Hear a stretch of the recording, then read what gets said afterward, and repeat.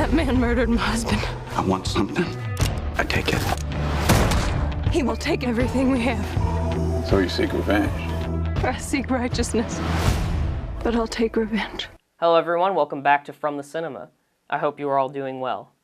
I love a good Western. Westerns are quintessentially American, not only in setting, but because ultimately Westerns pit contemporary culture, politics and culture, whether broadly American or more specifically within film culture, and reveal something about our own understanding of America as an ideal. Western films are continuously engaging with the genre, attempting to find meaning in manifest destiny, colonialism, racism, sexism, and of course bare-bones morality. Westerns have fluctuated between hard moral divides and murky ambiguity, reflecting our feelings towards violence and politics at a given moment. There's a reason why that Westerns post-Vietnam were not only more violent, but also more morally ambiguous or more political in style. The real question is, how do Westerns today reflect who we are as a nation? If 2016's Magnificent Seven has any answer to this, it's that we are a little less racist, but mindless and dull. Magnificent Seven is a remake of a remake, and as such, even more removed from any salient point about our current culture.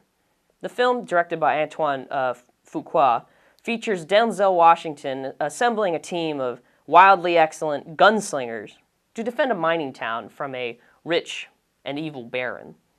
Washington's team include a smarmy card trickster, a Confederate sharpshooter, and his Oriental assistant, a Mexican outlaw, a mountain man, and a Native American. This is perhaps the largest update to the original 1960s Magnificent Seven. The main roster is no longer purely white dudes, and actually casts characters with actors who are, well, actually their respective backgrounds. The film does nothing with this thematically, though, which is, in some ways, kind of refreshing, but also reveals a lack of understanding on the filmmaker's part to comment on our contemporary culture, or even Westerns as a whole.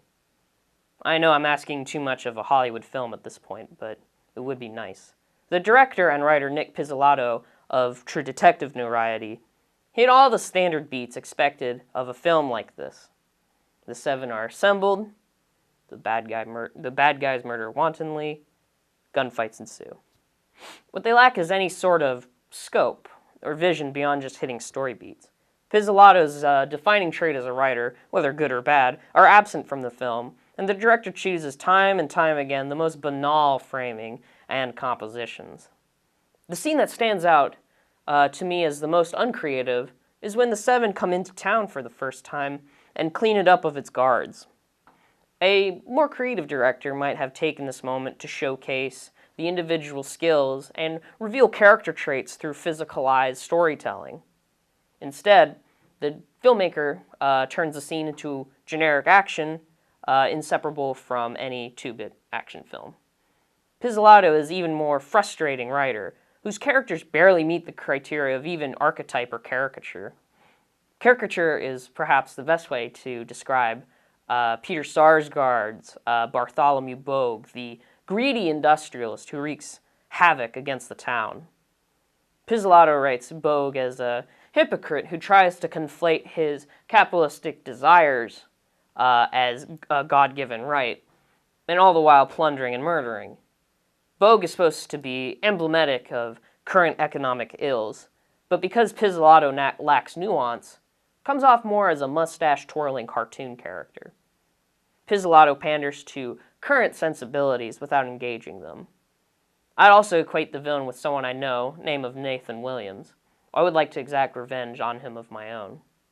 Perhaps Magnificent Seven might have learned something from watching the original film that inspired the Magnificent Seven franchise.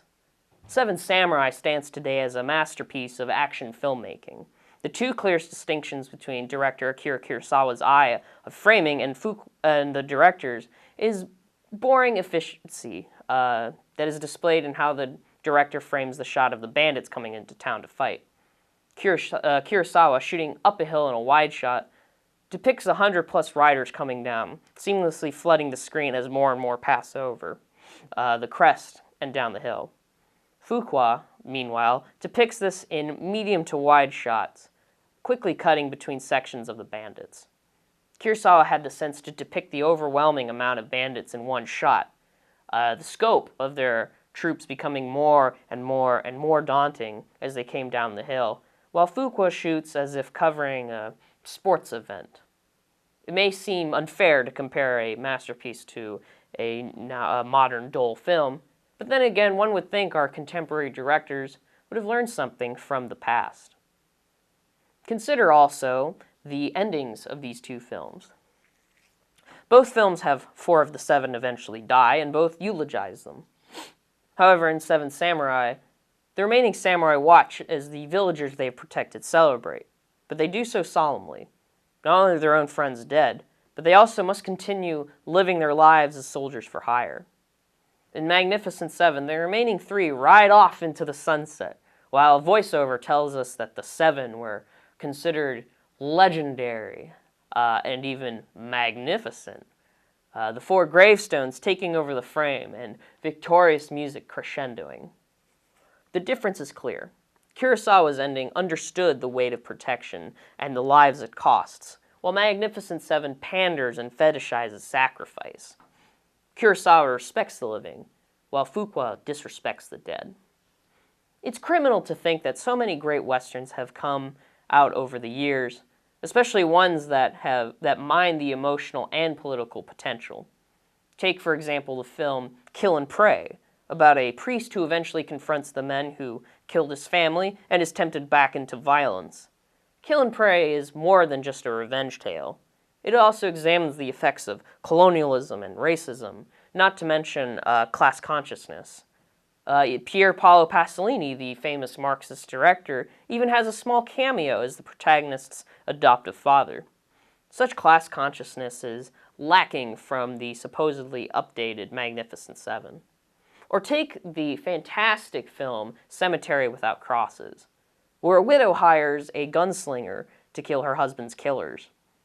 The film examines how grief can eat away at the human spirit, not to mention the uselessness of revenge, a thematic thesis more nuanced than Magnificent Seven's gleeful violence. Cemetery Without Crosses is one of the bleakest westerns ever made, and for a good reason.